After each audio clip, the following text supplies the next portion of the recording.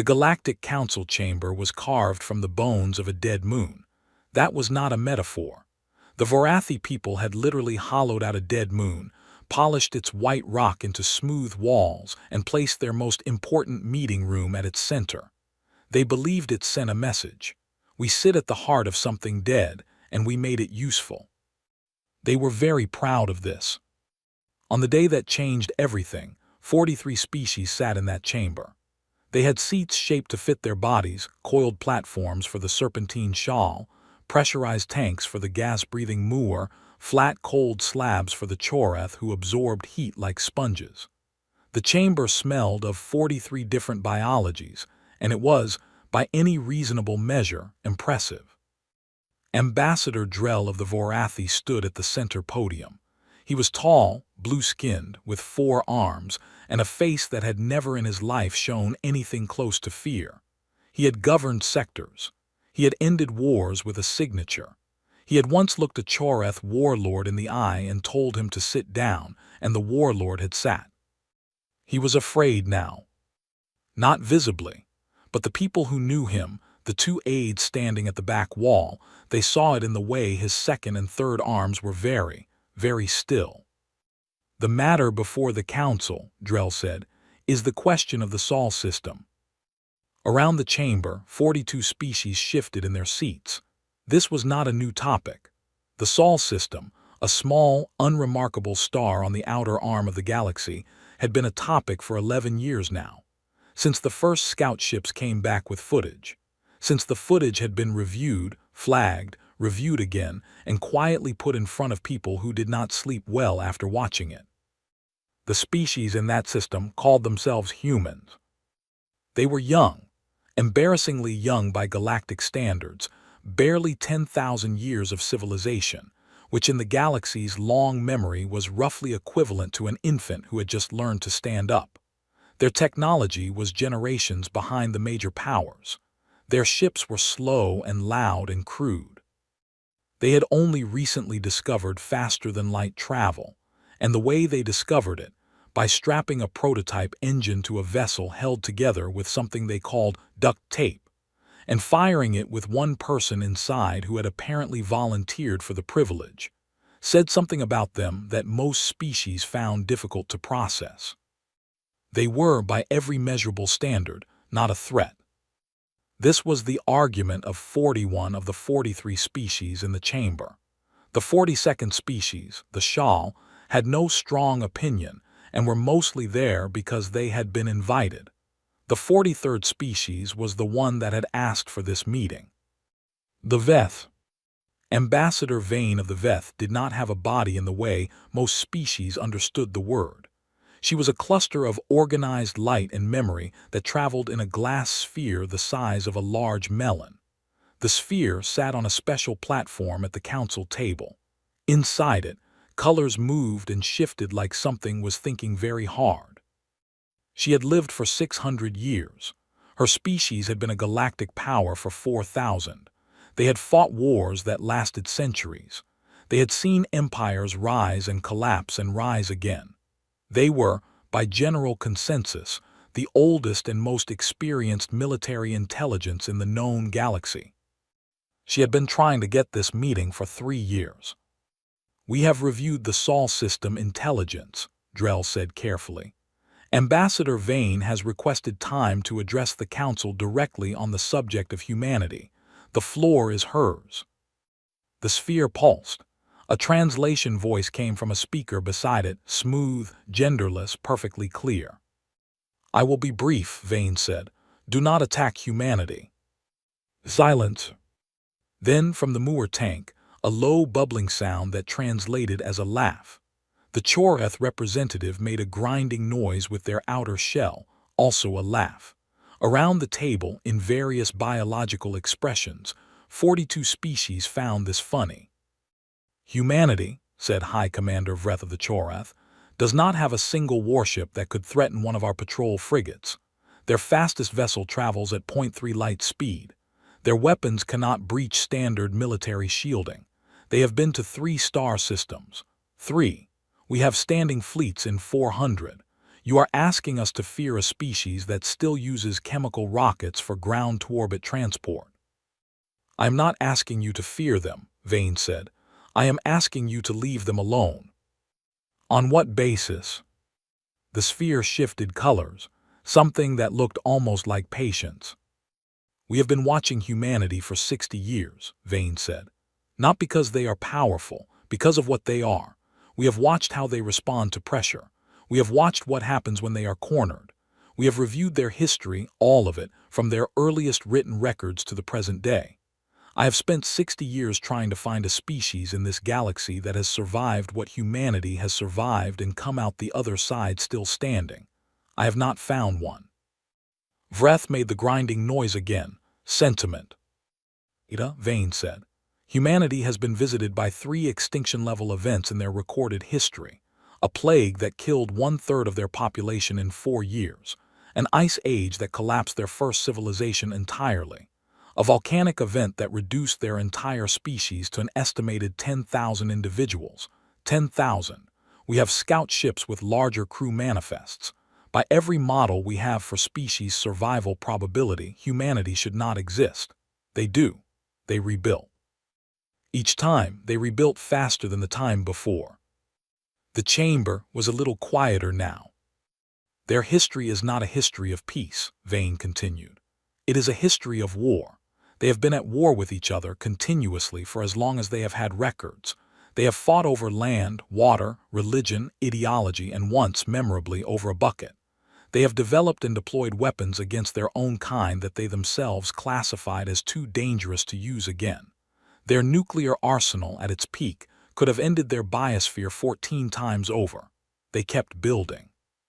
They did not stop. They have not used those weapons, said the Shah representative mildly. No, Vane said, they have not, and that is the most frightening thing about them. They built the capacity for complete self-annihilation and then chose not to use it. That requires a kind of restraint that is not weakness. It is control.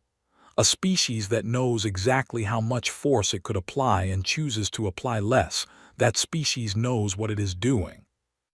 Drell, who had been quiet, spoke carefully. You are suggesting that if we attack them. I am suggesting that you will not win, Vane said. Not in the long term. You may win early battles. They will lose ships. They will lose people. They will be pushed back. And then they will adapt. Every piece of data we have on human conflict shows the same pattern. Early losses, adaptation, and then something that our models do not have a clean word for. The closest translation in your language is they decide. They decide what? Vreth asked. To win, Vane said. Simply that.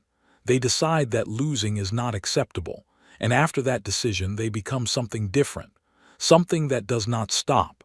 We have no data on what happens when a species like this is pointed outward at an external enemy with their full industrial capacity behind them. We do not want that data.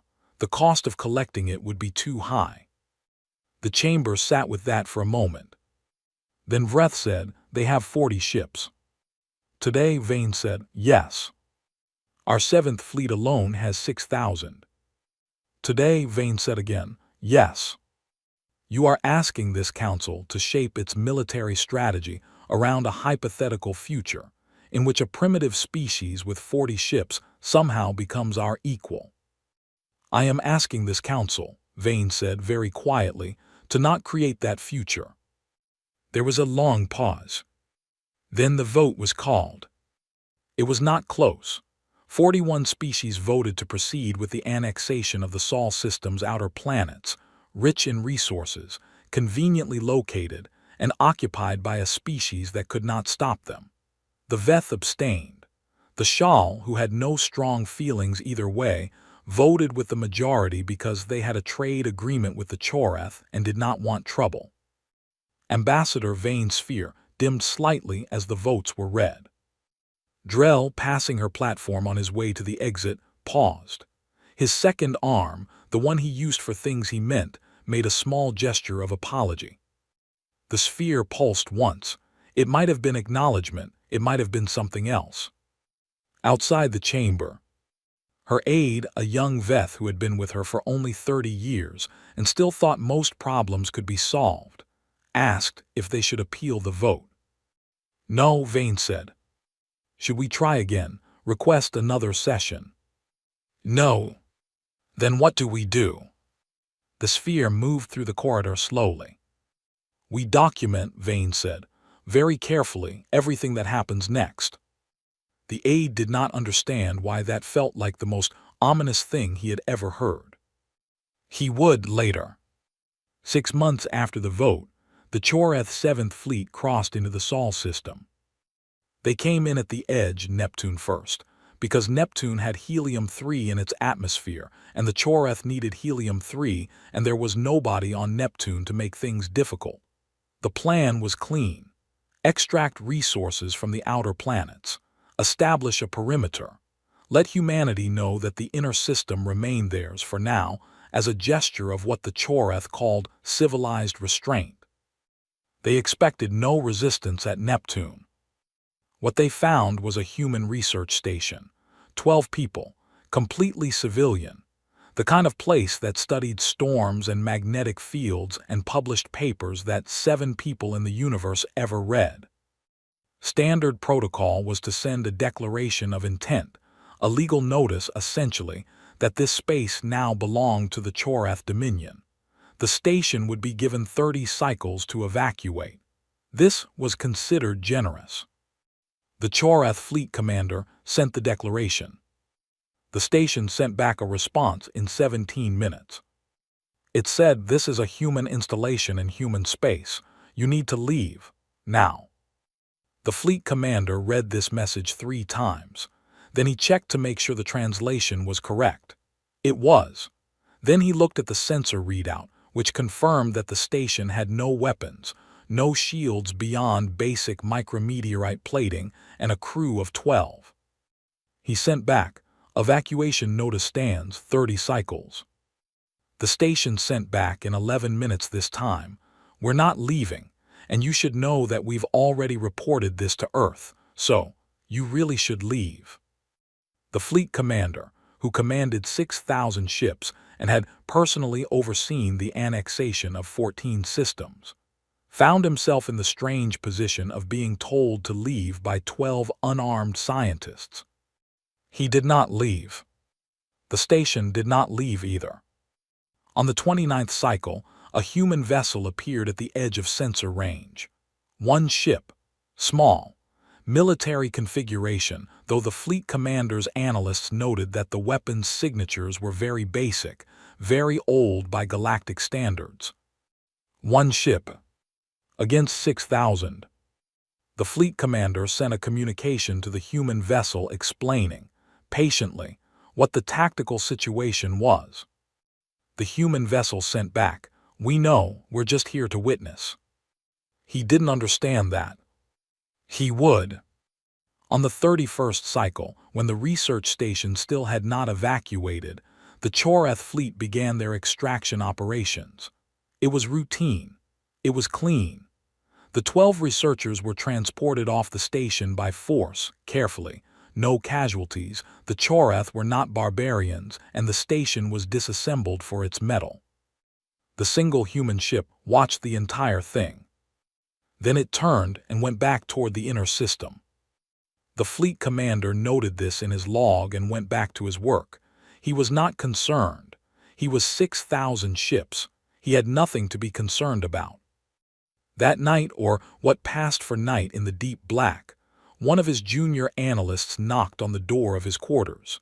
She was young, a recently graduated intelligence officer, and she had the look of someone who had found something she didn't want to have found.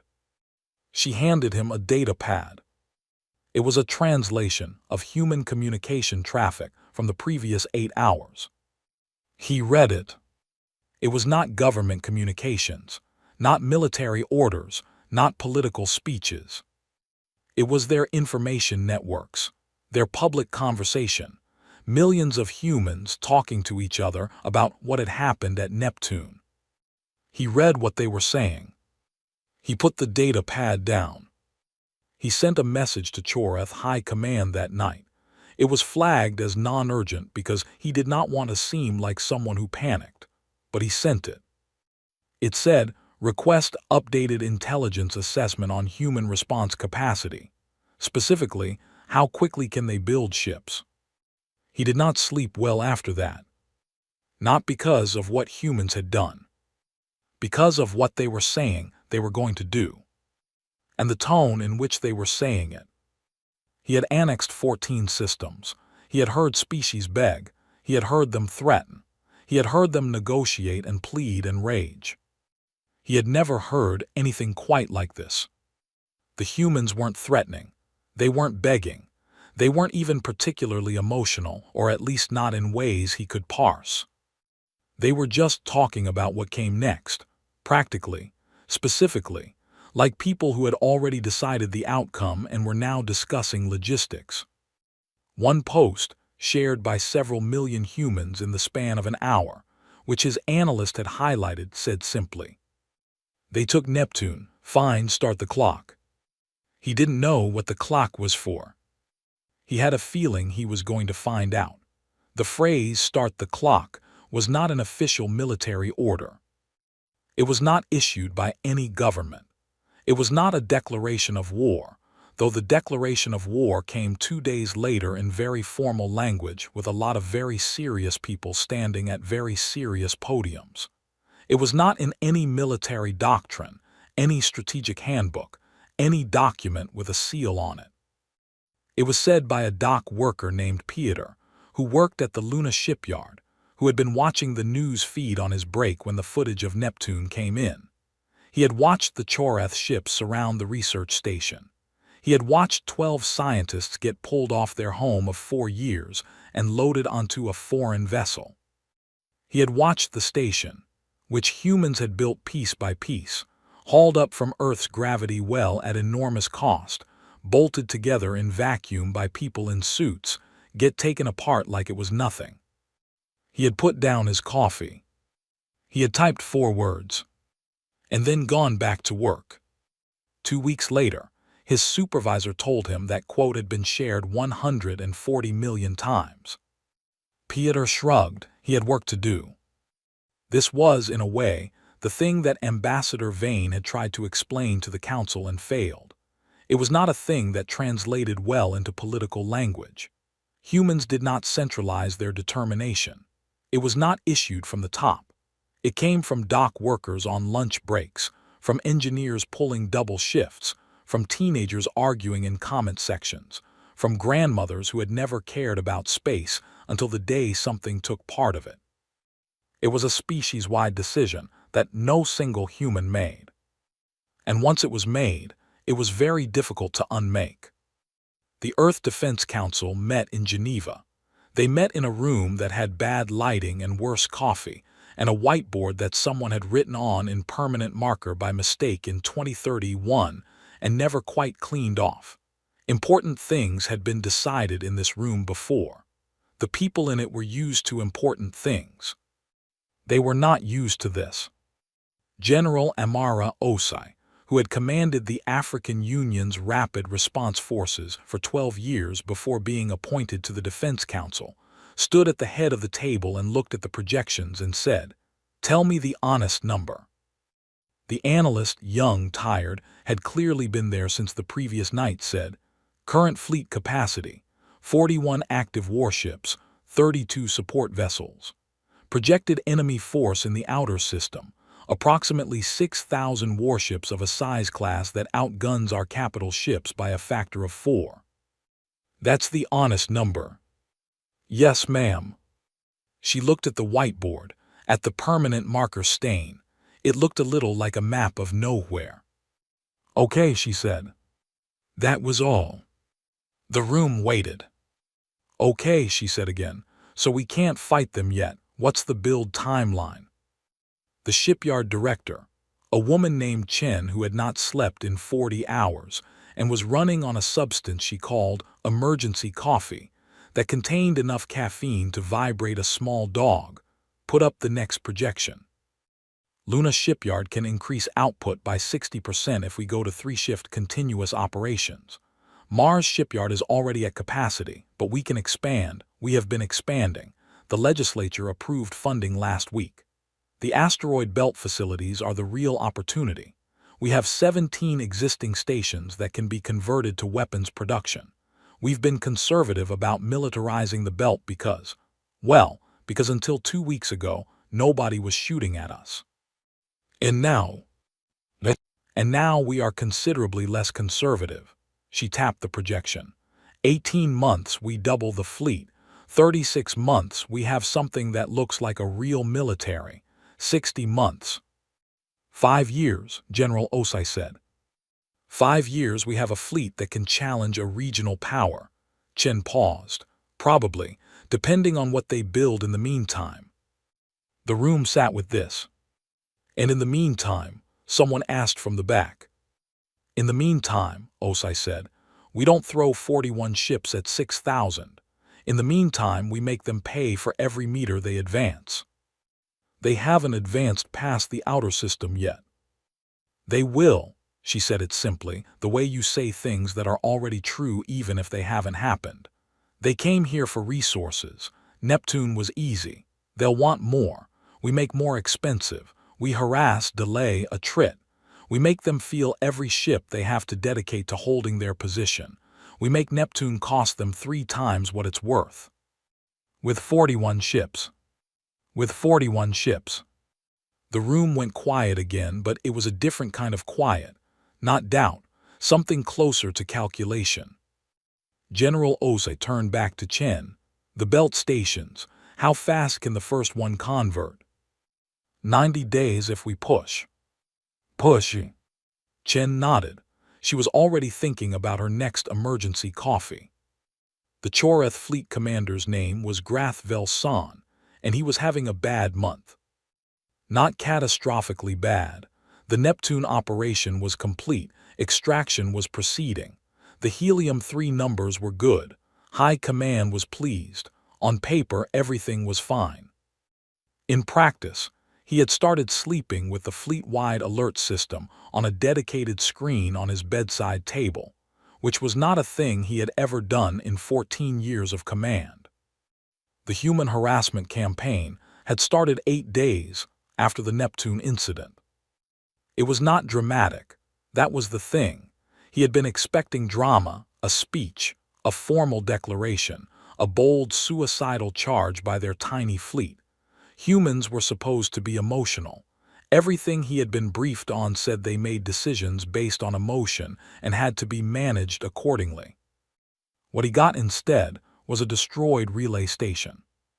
It happened quietly, in the deep dark between Neptune and Uranus. 3 human ships, small, fast, what they apparently called destroyers, hit the relay station from 3 angles simultaneously, pulled out before his response ships could get weapons lock, and were gone before he had finished reading the incident report. The station was not critical infrastructure. It cost him 2 days of reconfiguration time. That was not the point. The point was that they were telling him they could reach his support network. They were telling him they knew where it was and could hit it and leave. They were telling him, in the language of small, careful actions rather than words, that they were not paralyzed by the math of 6,000 versus 41. He sent a report to High Command. High Command told him to increase patrol density and continue extraction. He increased patrol density. 12 days later, a Choreth patrol frigate simply disappeared. No distress signal, no explosion detected, no wreckage. It was there and then it wasn't. The search operation found nothing. This bothered him more than the relay station. The relay station said, "We can hit your infrastructure." The missing frigate said, "We can hit your fleet and you won't know how or when." He sent another report. High Command told him to increase patrol density further and continue extraction. He was beginning to feel that High Command did not fully understand what kind of enemy this was. The answer to his question about how fast humans could build ships came back from intelligence 2 weeks later. He read it 3 times. He called his senior analyst. "This projection," he said, pointing to the line that showed human fleet capacity at 60 months. Is this accurate? The analyst said, within a margin of 15%, yes. At 60 months, they have a fleet of how many? Approximately 800 capital ships and 4,000 support vessels. He looked at that number for a long time. And our current force in this sector? 6,300. And at 60 months, their projected shipbuilding rate exceeds ours, the analyst said quietly, if they maintain this production pace, which they appear to be doing. He thought about the dock worker, the quote, the 140 million shares. Start the clock. He understood the clock now. They weren't counting down to something they feared. They were counting up to something they were building. He sent a third report to High Command. This one he flagged as urgent. He was very specific. He did not use emotional language. He laid out the production data, the harassment pattern, the missing frigate, the relay station, the tone of human public communications. He recommended that the council be briefed on the long-term projection. He recommended that the terms of the Sol system annexation be reconsidered before humanity's fleet capacity made reconsidering it more difficult. High Command responded in 6 hours. The response told him that his concerns had been noted, that he was perhaps too focused on a minor border annexation and losing strategic perspective, that the Sol system was a primitive backwater with a precontact species whose current military capabilities were negligible, that he should continue extraction and not let the harassment campaign of a desperate minor species distort his assessment. He read this response.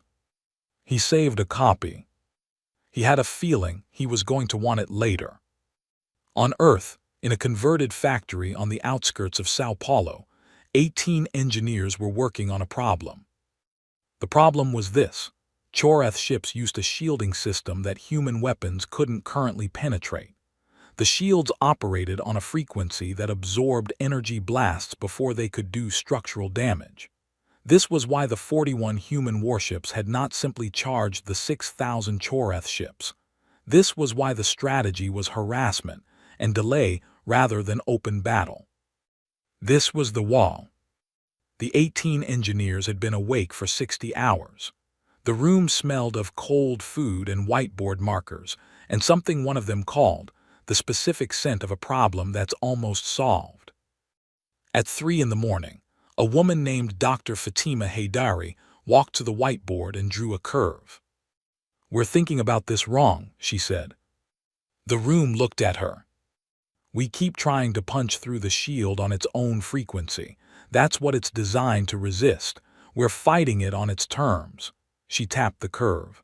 "What if we don't punch through? What if we make the shield fight itself?" "The shield fights itself how?" She started writing equations. Her handwriting was terrible and fast and certain. "The shield absorbs energy. That's its mechanism.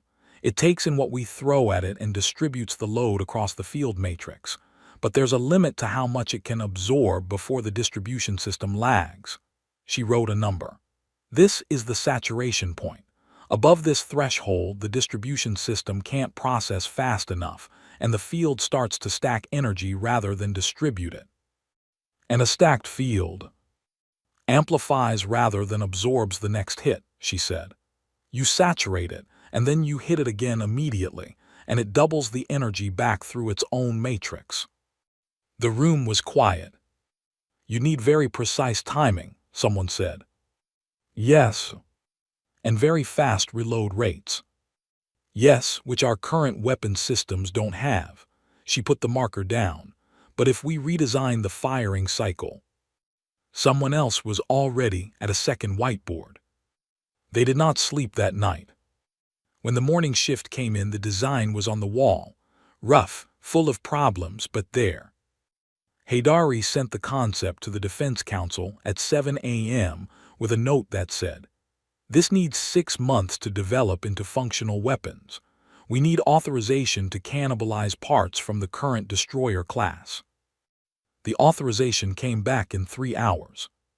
She had expected 2 weeks of bureaucracy. She did not know that General Osa had given standing orders to fast-track anything that came from the 18 engineers in Sao Paulo. She found out later. She sent Osai a message that said simply, "Thank you." Osai sent back, "Don't thank me, just build the thing." She built the thing. 5 months into the Choreth extraction operation, Grath Velsan had lost 1 frigate, 2 supply convoys, 4 relay stations, and the feeling of certainty he had arrived with. He had not lost Neptune. The extraction continued. The numbers were good. High Command was still pleased. But the harassment had not stopped. It had gotten more sophisticated. The human ships hit faster and withdrew faster. They seemed to know his patrol routes, which meant they had intelligence assets somewhere in or near his fleet. They prioritized his supply lines with an efficiency that suggested someone had done serious analysis on which disruptions would cost the most for the least effort. They were learning. Every engagement taught them something, and they applied it in the next one, and they did not repeat mistakes. He had never fought an enemy that adapted this quickly. And then the missing frigate stopped being missing. The 6th one they found. Or rather, they found what was left of it. The wreckage pattern told his analysts something that made them file a report that made him sit very still for a long time. The ship had not been destroyed by conventional weapons. It had been destroyed by its own shields. His analyst stood in front of him and explained it very carefully, because analysts are trained to present bad news in a measured tone regardless of how unmeasured the news is. "The shield was saturated at a rate we have not seen before," she said. "The timing of the second strike was precise to within microseconds. The shield attempted to absorb the second impact, encountered the stacked field from the first, and the resulting energy release was amplified back through the matrix," he said. She looked at him. "I know what a stacked field is," he said. "I did not know humanity had developed a weapon to create one. As of 6 months ago, they hadn't. The wreckage analysis indicates this is a new modification, recent." He thought about the 18 engineers he didn't know about. In the Sao Paulo factory, he hadn't been watching. He thought about the intelligence report that said humanity's industrial capacity was doubling, and the production pace was accelerating, and the shipbuilding numbers were climbing and climbing. He thought about the clock. He sent a 4th report to High Command. It was longer than the others. It included the wreckage analysis. It included the shield saturation data. It included the updated production projections. He flagged it urgent, immediate review required. He got back a response that told him to increase patrol density. He put the response down on his desk and looked at it for a long time. He thought about Ambassador Vane in her glass sphere, dimming slightly as the votes were read. He thought about what she had said. "I am asking this council to not create that future." He was beginning to understand what she had meant. He was also beginning to understand that it was too late to not create it. The future was already here. It had just started building ships, 2 years after Neptune. The Choreth Dominion held the outer planets. They had moved inward carefully, incrementally, the way you move a hand towards something that has bitten you before, and now occupied a loose perimeter around the asteroid belt. They had not crossed it, not because of orders, not because High Command told them to wait. Because of what happened the last time they tried. 8 months ago, a Choreth task force of 90 ships had attempted to push through the belt to establish a resource position on one of the larger asteroids. The human fleet at that time numbered 206 warships. By the math, the Choreth should have gone through them like they weren't there. The Choreth task force had gone through the asteroid belt like a hand through a hornet nest. The human ships did not fight like any fleet Grath Velsan had ever encountered in 14 years of command. They did not form battle lines. They did not hold positions. They moved through the asteroids like they had grown up in them, which, in a sense, the crews had, because humanity had been mining and living in the belt for 30 years before anyone pointed a weapon at them. The belt was home. The belt was known. The Choreth ships were enormous and powerful and completely blind to the small, fast shapes that used the asteroids for cover, hitting shields from angles. The fleet's targeting systems had not been programmed to anticipate. The task force withdrew. 40 ships lost. Not 40 ships damaged, lost. 40 ships that went into the belt and didn't come out. The task force commander filed his report. High Command reviewed it. High Command did not order another push through the belt. High Command did not discuss this decision openly. Grath Vel San, who had been watching from the outer perimeter, noted that there was a word for what happened when a military stops doing something because of an enemy action, without explicitly acknowledging that the enemy caused the change. The word was deterred. 2 years after Neptune, the Choreth Dominion was deterred by a species it had voted to casually annex. He wrote this in his personal log, and then sat and thought about whether to delete it. He kept it. On Earth, nobody was celebrating. This was also a thing about humans that was difficult to explain to outside observers. They had stopped the advance. They had destroyed 40 Choreth ships in the belt action. Their production lines were running at 3 times the pace from 2 years ago.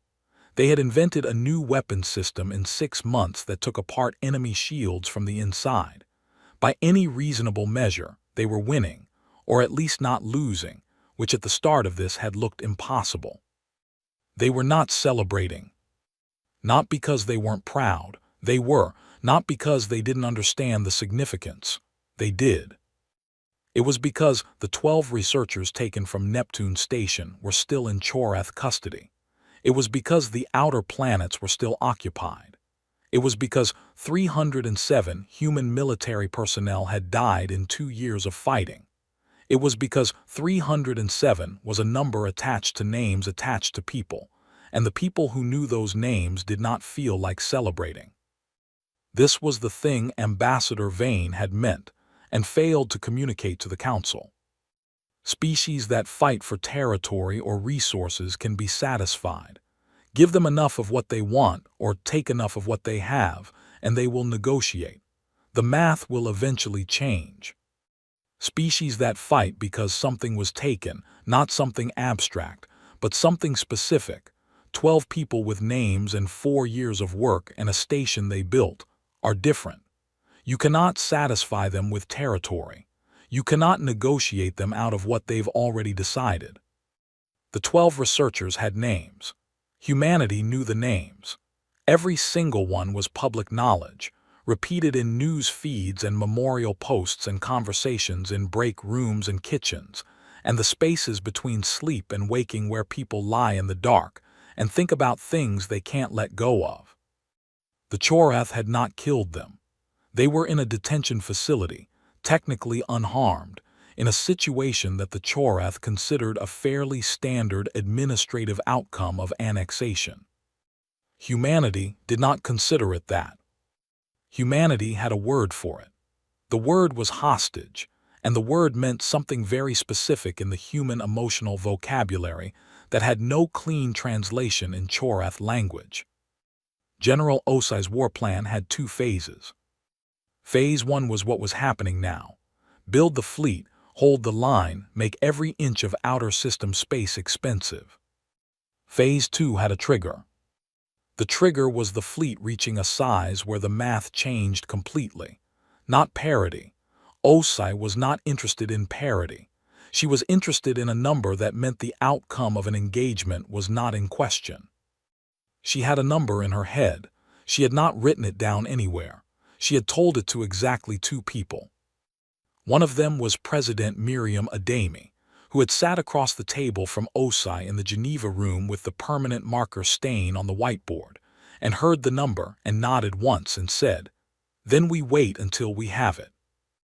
The other person was a man named Admiral Kenji Watanabe, who was going to be the one to give the order when the number was reached, and who spent the time between now and then doing what admirals do when they are preparing to fight a war they intend to win without question. He planned. He planned obsessively. His staff said that the admiral had a plan for every contingency and a contingency for every plan and a backup for every backup. They said this with the fondness of people who trusted their commanding officer completely, which was its own kind of plan. Watanabe himself, when asked about his planning by a journalist who somehow got access to him for 20 minutes, said only, "We lost 307 people.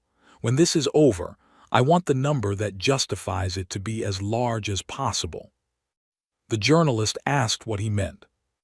He said, "I want to win big enough that those 307 names mean something permanent." The journalist didn't fully understand this. Most of the galaxy wouldn't have. Humans understood it immediately. The Galactic Council met again 18 months after the Neptune incident. This meeting was not about humanity. It was about a trade dispute between the Shal and a species called the Marath over transit rights through a particular shipping lane. This was the kind of thing the Galactic Council mostly dealt with: trade disputes, boundary surveys, the administrative business of a galaxy that mostly, when left alone, did not blow itself up. But at the end of the meeting, Ambassador Vane asked for the floor. She got it out of habit. The Veth were old and important, and when they asked for time, you gave it to them. "I want to update the council," Vane said, "on the Sol system situation." Drell, who was chairing, made a gesture with his second arm. "Proceed." "The Chorath Dominion has been unable to advance past the asteroid belt for 8 months, Vane said. "In the last 6 months, human fleet production has reached a rate that exceeds any species in this region except the Dominion itself. Their new weapons system, which they developed in 6 months from concept to deployment, has been replicated and iterated upon in 3 subsequent generations of modification, each more effective than the last. Their forces in the belt have established complete defensive dominance of that region." The chamber was quiet. "I want to show you a projection," she said. The display at the center of the chamber activated. It showed a timeline. On the left side was the current date. On the right side was a point 3 years out. In between, a line climbed. "This is the projected human fleet size over the next 3 years, assuming they maintain current build rates, which they are showing every indication of doing." She let them read the number at the end.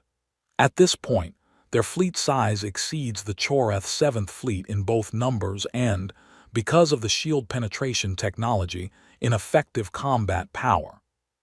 "That's a projection," Vreth said. He was still on the council. He looked less comfortable than he had at the first meeting. "Yes," Vane said. "Everything in the future is a projection. I projected this 2 years ago and presented it to this council and was voted down 41 to 1. The projection has been accurate." "What do you want?" "I want the council to approach the Chorath Dominion about a negotiated withdrawal from the Sol system," Vane said, "before the humans reach the number at the end of that line. And if the Dominion refuses." The sphere was quiet for a moment.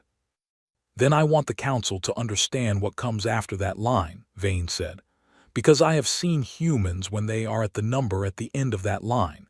I have seen the simulations. I have read the history. I have watched them for 60 years. I know what they do when they decide the conditions are right." "What do they do?" "They stop waiting," Vane said. The chamber heard this differently than it would have 2 years ago. The Chorath High Command finally, belatedly, commissioned a full strategic review of the Sol system situation. This was 17 months later than it should have been, which was something the review itself noted in the kind of careful bureaucratic language that means we made a serious error, but we are not going to say it that directly. The review took 4 months. It was comprehensive.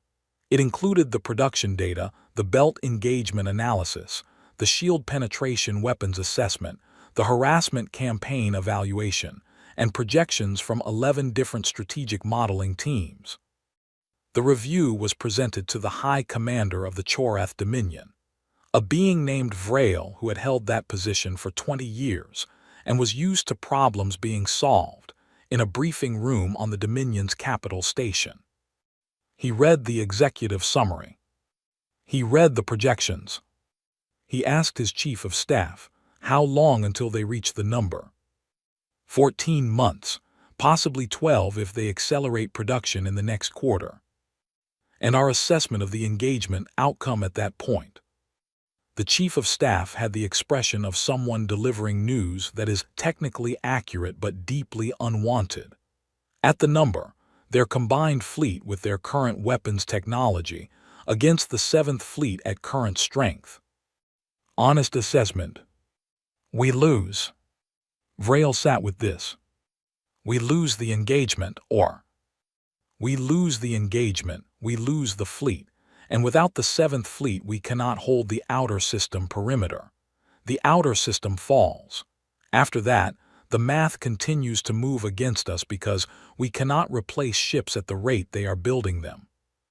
Vrail said nothing for a long time. What about reinforcing from other sectors? We've modeled it. Pulling forces from other sectors weakens our position across 8 other systems and potentially invites opportunistic action from the Moore Collective, who have been watching this situation with interest. And even reinforced, the long-term production differential means we eventually lose anyway. Yes. Vrail thought about the vote, the chamber 41-1. He thought about Ambassador Vane's sphere going dim. Options, he said. His chief of staff laid them out. There were 3. 1. Reinforce aggressively now, before humanity reached the number, and attempt to end the conflict quickly with overwhelming force. Risk. Forcing a rapid escalation against an enemy that had shown it adapts under pressure. 2. Open negotiations for withdrawal. Return the outer planets. Return the 12 researchers, accept terms. 3. Continue current posture and hope the projections were wrong. Vrail looked at each option for a long time. What's the probability that the projections are wrong? He asked. They have been accurate to within 8% for 2 years. He thought about Grath Vel San's 4 reports, flagged urgent, answered with instructions to increase patrol density. He thought about the task force that went into the belt and lost 40 ships. He thought about the human dock worker and the 140 million shares. He thought about the word deterred. Send a communication to the Veth ambassador, he said. His chief of staff straightened slightly. On what subject? Tell her I'd like to discuss a negotiated settlement to the Sol system situation. He paused. Tell her it's confidential. I don't want the council involved until terms are agreed. And if the humans won't negotiate? Vrail had a feeling about this. It was not a good feeling. They'll negotiate, he said, but they won't accept the same terms they would have 2 years ago. What terms will they accept? He thought about 307 names. He thought about 12 researchers in a detention facility. He thought about the tone of human communication that Grath Vel San had reported back in the first month.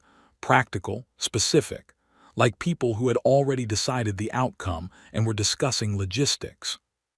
I don't know, he said, but I think we should find out before they decide to tell us instead of ask us. The communication went out to Ambassador Vane that evening. She received it in her quarters on the council station, where she had been drafting her weekly report, which had been, for the past 2 years, mostly a record of things unfolding exactly as she had said they would. She read the communication. The sphere pulsed with something that might have been satisfaction, or might have been grief, or might have been both at once, because she was old enough to know that being right about terrible things is not the same as winning. She sent the communication to a human diplomatic contact she had been cultivating for 18 months. The contact's name was Ambassador Yasmin Akafer, and she was very good at her job, and she had been waiting for exactly this moment. She read the message. She forwarded it to Geneva. She typed one line of context. They blinked. And then she began drafting a response that was going to be very polite on the surface and absolutely immovable underneath. Because that was what this moment required, and she was very good at knowing what moments required. The humans had not yet reached the number. They were going to negotiate anyway. But they were going to negotiate like people who knew exactly what the number was and exactly how many months away it was. Which meant they were not going to give anything they didn't have to. The Choreth were about to learn something that Ambassador Vane could have told them 2 years ago. Negotiating with humans after they've decided to fight is very different from negotiating with them before. The price goes up. Every day it goes up. And the humans know it goes up. And they are very patient about waiting for the right price. The negotiations lasted 3 months. They took place on a neutral station owned by the Veth, a small, ancient platform that floated in the space between 2 star systems and was used, historically, for exactly this kind of thing. The Veth had built it 500 years ago with the specific understanding that eventually, in any conflict, someone would need a room where both sides could sit down without either side having home advantage. Ambassador Yasmin Akafar arrived with a team of 9 people and 4 cases of personal effects, which seemed, to the Choreth delegation, like a modest preparation for a major negotiation. The Choreth delegation had 47 members, 3 legal teams, 2 strategic advisors, a specialist in economic treaty architecture, and enough equipment to establish a small office. Akafar looked at all of this and said nothing. She set up her team in 3 rooms. She had a good sleep. She ate breakfast. Then she walked into the main negotiating chamber and put one piece of paper on the table. The Choreth lead negotiator, a very experienced diplomat named Shrenvel Moore, who had conducted 11 major treaties, looked at the piece of paper. "This is your opening position," he said. "Yes," Akafar said. The paper had 4 items on it. Item 1. Complete Choreth withdrawal from all Sol system bodies, including Neptune, within 60 days. Item 2. Return of all 12 Neptune Station researchers, unharmed within 30 days. Item 3. Reparations payment to the human government in an amount specified in an attached document. Item 4. Formal Choreth acknowledgement in a public document filed with the Galactic Council that the annexation of the Sol system outer planets was conducted in violation of galactic territorial norms. Shrenvel Moore read the 4 items. He read them again. "The 4th item," he said, very carefully, "a public acknowledgement of wrongdoing filed with the Council." "Yes," Akafar said. "That is not something the Dominion can." "I understand that it's difficult," Akafar said. "We're not starting with it because it's easy. We're starting with it because it's what we need." Ambassador, in the history of the Galactic Council, no major power has ever filed a formal acknowledgement of wrongdoing in a military action against a species of. He stopped himself. "A species of what?" Akafar asked pleasantly. Shrenvel Moore had been a diplomat for 30 years. He recovered. "A species at our level of conflict. We're not asking you to file it because it's common. We're asking you to file it because it's accurate." He spent the first week trying to remove Item 4. He did not remove Item 4. By the end of the first week, both sides understood something about how this negotiation was going to go. Akafar was unfailingly polite, genuinely engaged with the procedural details, completely fair about logistics and timelines and the technical structure of the treaty. She gave ground on scheduling.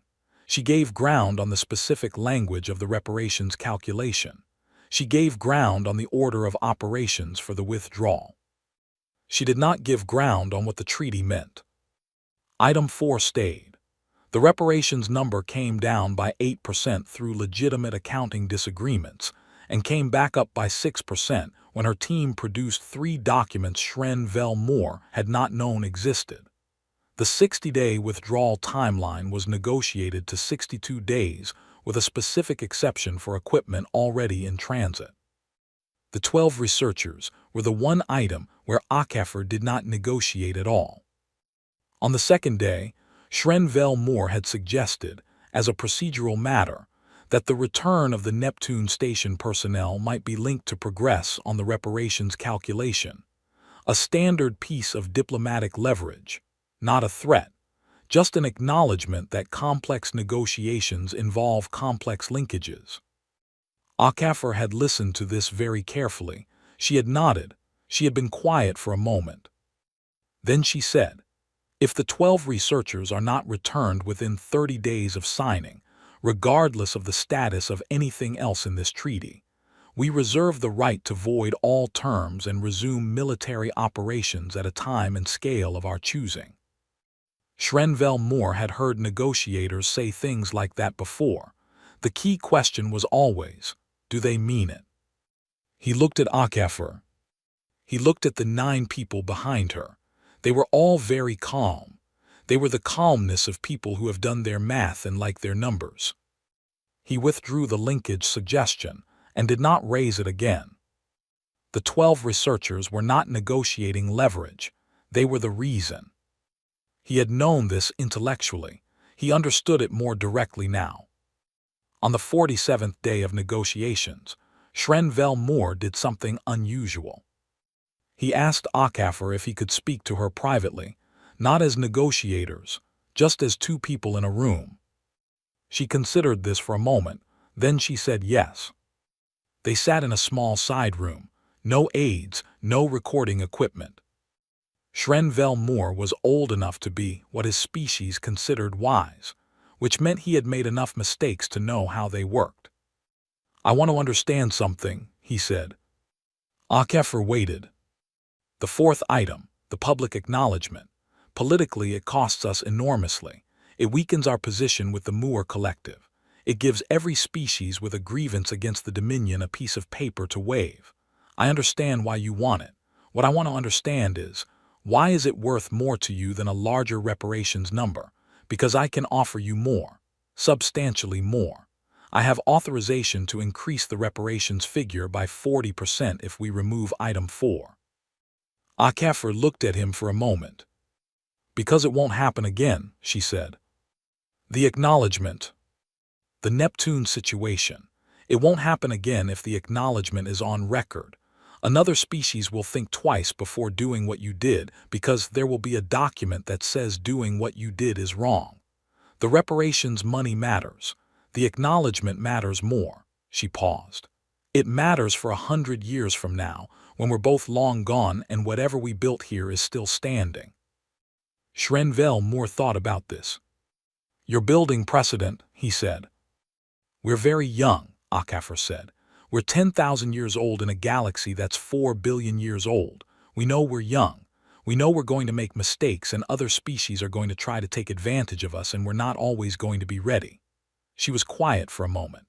"What we can do is make sure the framework around us is as fair as possible, so that when we're not ready, there's still a rule that says what happened to us was wrong. That's worth more than 40%. Shren Moore was quiet for a long time. "You're going to be very difficult to deal with," he said, "as a species." "I know," she said. "I'm sorry about that." She did not sound entirely sorry. The treaty was signed on day 91. All 4 items remained. The signing ceremony was brief. The Choreth delegation signed without ceremony. Audiobook signed with a pen she had brought from Earth, an old-fashioned physical pen, the kind that used ink, the kind that humans had been using to sign important things for centuries. Shren Moore noticed the pen. "Symbolic?" he asked. "Everything important should be signed with a real pen," Audiobook said. "I don't make the rules." She absolutely made that rule. It was hers. The 12 researchers were transported back to human space on day 28 of the post-signing period, 2 days ahead of the deadline. The first one off the transport, a geologist named Dr. James Obi, who had been on the Neptune station for 4 years, stepped onto the arrival platform in Geneva and looked around at the cameras and the people and the completely overwhelming fact of being home. And then he sat down on the floor because his legs decided they were done. A woman from the diplomatic corps crouched next to him. She offered him a bottle of water. He took it. He said, "Is the station gone?" She said yes. He nodded. He drank the water. He didn't say anything else for a while. The footage of him sitting on the floor was shared 2 billion times. It was not dramatic footage. He was just a man sitting on a floor drinking water. He didn't make a speech. He didn't cry, or at least not where the cameras could see. He just sat there, existing, which is what people do when they have been very far away from themselves and then come back. The comments under the footage were the kind that humans write when they feel something that doesn't fit in words, so they try anyway. Pieter, the dock worker, who had not known his 4 words, would still be circling the internet 3 years later, watched the footage on his break. He put down his coffee. He didn't type anything. He went back to work. The clock was over. Except it wasn't, because the Choreth had signed a treaty, and the Choreth had withdrawn from the outer planets, and the 12 researchers were home, and humanity had won. On paper, this was the end. But the shipyards were still running. Not at the wartime pace. Not anymore. The 3-shift continuous operations had scaled back to 2, but they were running. The asteroid belt facilities had not been decommissioned. The engineers in Sao Paulo had not been reassigned. Admiral Watanabe had not retired, though he had taken 2 weeks off to visit his parents, which his staff agreed was long overdue. General Oss had put it in the simplest possible terms in a memo that was technically classified, but had a way of being discussed in the kind of conversations that happen in hallways and kitchens. The memo said, "We won this because we were ready. We were ready because we built the capacity. We do not dismantle the capacity because one species signed a treaty." The galaxy was very large. There were other species out there who had seen what happened to the Choreth and were drawing conclusions. Some of those conclusions were, do not attack humanity. Some of them were, if we're going to attack humanity, we need to be faster than the Choreth and hit before they can build up. Oss knew both conclusions were being drawn. This was not pessimism. This was what you knew when you had spent 12 years understanding how species behaved under pressure. You build enough that the first conclusion is more popular than the second. You keep building until the second one stops being considered at all. The Galactic Council received the signed treaty and filed it. The acknowledgement of wrongdoing, Item 4, was entered into the official record and became publicly accessible to any species with Council access, which was most of them. There were reactions. The Moor Collective expressed displeasure because they had trade agreements with the Choreth and a public weakness in the Dominion's record was inconvenient for them. They said so loudly. 4 smaller species, the Tenhari, the Greel, the Voss Confederation, and a species with a name that didn't translate cleanly but roughly meant, the ones who live in rings, contacted human diplomatic channels within 3 weeks of the treaty filing. Not to discuss conflict, not to establish military arrangements, to establish diplomatic relations. These were species who had grievances with the Choreth Dominion that predated humanity's existence as a spacefaring civilization by decades. These were species who had watched the treaty with the same attention that Ambassador Vane had watched the vote, and who had drawn their own conclusions. The conclusion was, here is a species that fights until the terms are right and does not accept bad terms because bad terms are easier. Here is a species worth knowing. Okafor handled all 4 contact requests personally. She stayed up late for 3 days to get the timing right. She wrote each response herself, which her staff said was unnecessary and she said was necessary, And she was right, because the specific weight of those letters, the care in them, was noticed by the species who received them. Alliances are not just agreements. They are the feeling that the other side takes you seriously. Humanity had learned this slowly, from 10,000 years of taking each other seriously and occasionally terribly, but always personally. They were good at this. Ambassador Vane watched the treaty filing from her quarters. She had been on the council station for 3 years. She was tired in the way that old things get tired, not physically, but in the deeper place where certainty lies. She had been right. She had been right about what humanity would do and how long it would take them and what it would cost. She had been right about the Choreth miscalculating. She had been right about everything. She did not feel good about this. She felt the specific weight of being the one in the room who sees the car about to hit before anyone else does, and shouts, and is not heard, and watches the car hit, and then helps with the aftermath. She drafted a message to Okafor.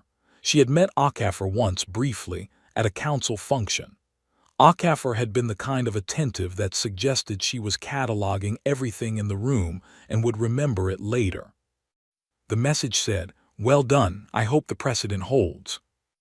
Okafor replied within the hour. The reply said, "Thank you for the warning you gave 2 years ago. We know you gave it. It mattered even when it wasn't heard." Vane read this several times. The sphere shifted colors slowly, like something thinking about something it wasn't sure how to feel. It mattered even when it wasn't heard. She saved the message in a file she had been keeping for 600 years. A file that contained all the things people said to her that were worth keeping because they were true in a way that most things aren't. It was a long file. This went near the top. The Choreth Dominion did not collapse all at once. That was not how things like this happened. Empires did not fall the way trees fall, one clean moment, one loud sound, and then down. They fell the way glaciers moved, slowly. Then, at some point that was difficult to identify exactly, faster. Then all at once, and you looked back and realized the faster part had been going on much longer than anyone admitted. The Dominion's problems had started before Neptune. They had been there in the way that certain things are there before anyone looks, the stress fractures in a material that looks solid until the moment it doesn't. The Dominion was built on a simple principle: control resources, control power. They held mining rights in 63 systems. They maintained tributary relationships with 11 smaller species. They had agreements with the Moor Collective that made both sides stronger than either would be alone. It was a functional system.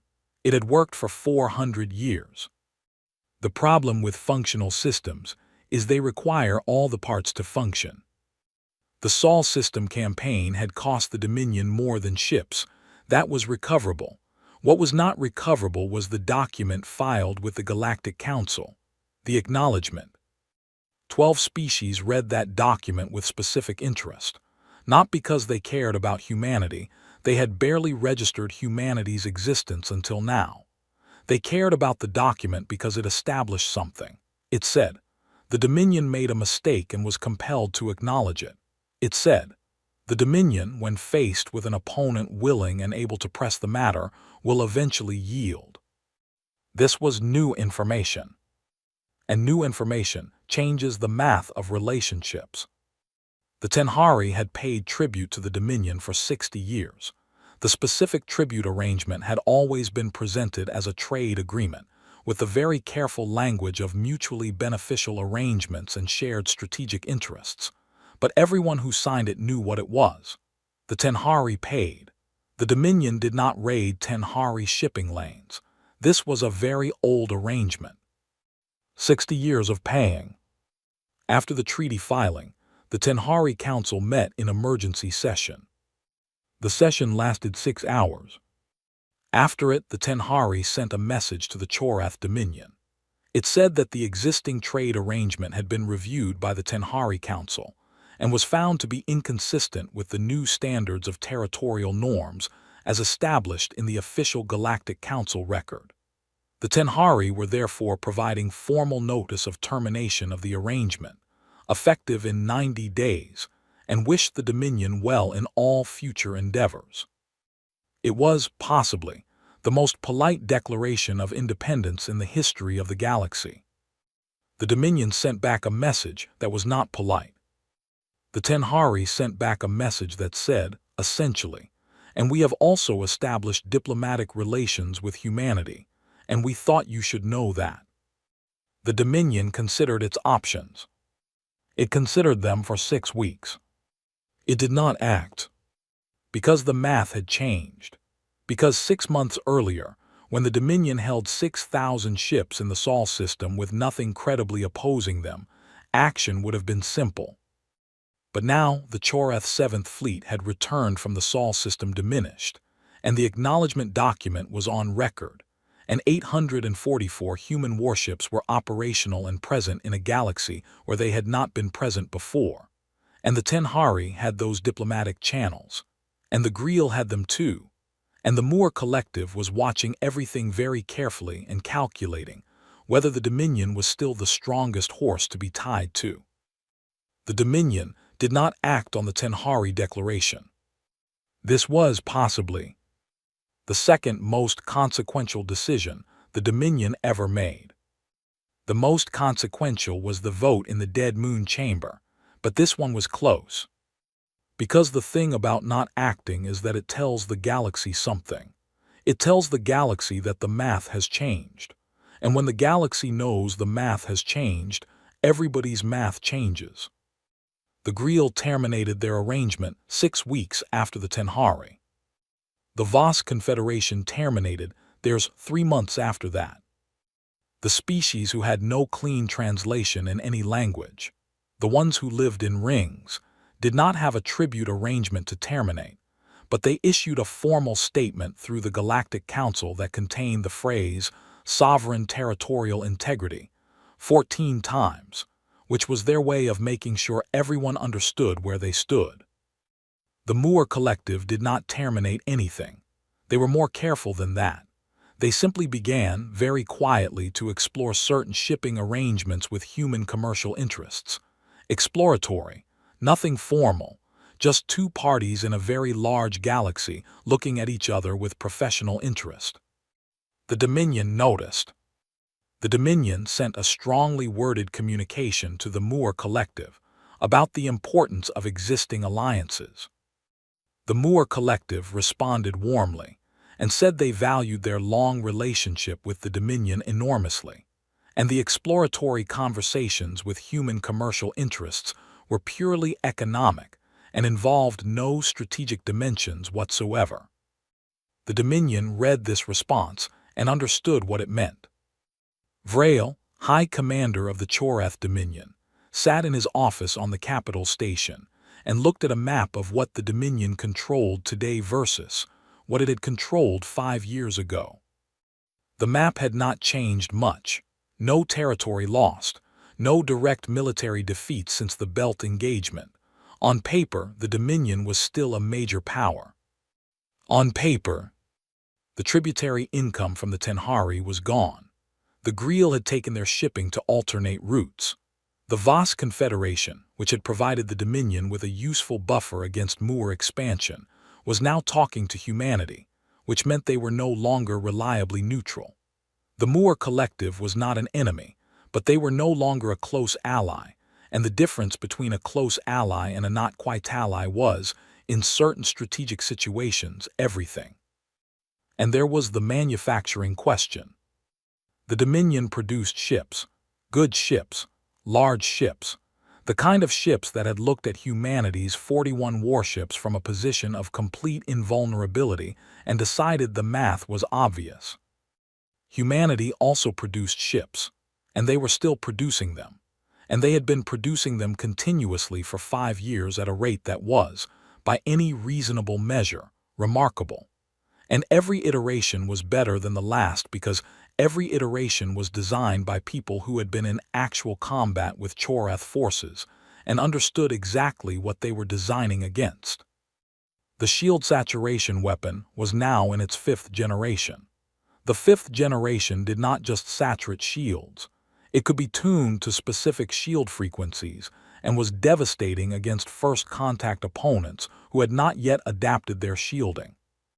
The Dominion's counter to this was in development. It had been in development for 3 years. The humans had produced 5 generations of improvement in the time it took the Dominion to produce one counter. Vrail's chief of staff, who was a very honest person by virtue of having given Vrail accurate bad news for 15 years without being fired for it, delivered the annual strategic assessment and then sat quietly while Vrail read it. The assessment said, in precise bureaucratic language that did everything except use the specific word, the Dominion was in decline. Not a crisis, not a collapse, a slow, measurable, consistent decline in relative power that, if the trend lines continued, would result in the Dominion being a significant but not dominant power in this region of the galaxy within 20 to 30 years. Can the trend line be reversed? Vrail asked. Possibly. It would require a significant change in. We have modeled several scenarios. And none of them involve the Sol system. The chief of staff was quiet for a moment. No, he said. We have modeled scenarios involving renewed conflict with humanity. In all of them, the outcome is worse than the current trend line. Vrail put down the assessment. He thought about a vote in a dead moon chamber. He thought about 41-1. He thought about a report from a fleet commander flagged urgent, immediate review required, and answered with instructions to increase patrol density. He thought about a dock worker, 4 words, 140 million shares. He thought about what Ambassador Vane had said. I am asking this council to not create that future. We created the future, he said. It was not really directed at his chief of staff. It was just a thing that needed to be said out loud. His chief of staff, who was a very honest person, said, yes. And now we live in it. Yes. Vrail looked at the map for a long time. Then he said, call Ambassador Vane. On what subject? Tell her I would like to discuss. Tell her I would like her perspective on the current regional situation and on how the Dominion might position itself for productive relationships going forward. He paused, including with humanity. His chief of staff wrote this down. And tell her that I read the report she filed with the council 2 years before Neptune, her original assessment. What should I say about it? Tell her she was right. Tell her I read it at the time and I didn't listen and she was right. He was quiet. She'll know what it means. The communication went out. Vane received it 2 hours later. She read it twice. The sphere held a color that was hard to name, not quite grief, not quite satisfaction, something older than both. She replied, I'll meet with him. She added one line. He said she was right. She appreciates that he said it. It doesn't undo anything, but it is something. She sent the reply and sat in the quiet of her quarters on the council station and thought about 4,000 years of history and what patterns things followed when you were old enough to have seen the patterns more than once. Empires built on force had a shape.